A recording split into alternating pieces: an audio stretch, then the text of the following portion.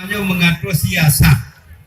Karena dalam ayat-ayat Al-Quran, tafsir-tafsir Al-Quran itu semuanya itu mengandung makna siasat. Ini contoh yang fakta yang kita kalau dengan kenyataan. Tudong ahlu sunnah wal jamaah yang kita buktikan semasa mualim duduk bawa wakil gubernur. Diriku ni banyak pernah 2-3 kali ulama-ulama Aceh turun benda Aceh. Yang lagi mualim dan be'an ke merumpokhan.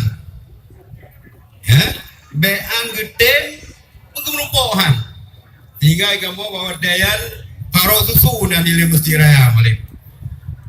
Jadi dia fakta duku-duku sekalian, makanya siasat. Jadi ada hanya pegah-pegah mentong Acehnya sudah mau Mekah. Jadi ini hanya mungkin terbukti menyokong oleh pimpinan dulu. Karena pimpinannya urung mat syokah, urung mat sabah kekuasaan. Jadi menjadi pimpinan atau raja ada pegah bahasa kita yang hanggetem, dia ada mau ada belakang tetap Allah. Tapi payah dulu sekalian. Nah, jadi maka ulun tuan kauronyo dengan semangat yang lagi yorpa. Jadi ulun tempo yang kuyu oleh tubur ke ini menol duduk nomor 3 gagal dulu lah. Jadi nyoke ibu-ibu sekalian, tak pilih pimpinan kita kon ikut-ikutan. Kon karena kita nyo carong dibujuk, carong dipegah. Tapi di kita tak kalau non ulil albab. Non mata hati nak kalau baik ke mata ulai. Baik nak kalau mata ulai, ke pada ke mata ulai tu. Lu sampai biro dah Aceh.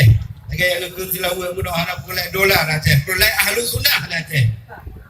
Ahlu sunnah wal jamaah zikir sebagai siraman rohani nyo yang pulai di Aceh. Jadi oleh karena demikian Bapak Ibu sekalian, mari kita jauh sama-sama. Tablakai Allah ya Allah ya Tuhan. Percaya ke nang Aceh juga Pak Jaro Cedara Keteo Haji Melkirwana dengan dia Khalid supaya ahlu sunnah wal jamaah yang akan lebih berkembang. Ibu-ibu sekalian dan dudukan pakat.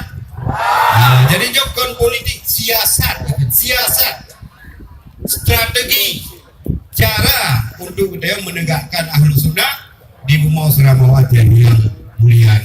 Barangkali Eno Mantong sebagai sepatah kata mewakili Lipumah abu-abu gurai-gurai kadang-kadang dalam pembicaraan hubungannya hanya berkenang jadi karena menyambut di semangat.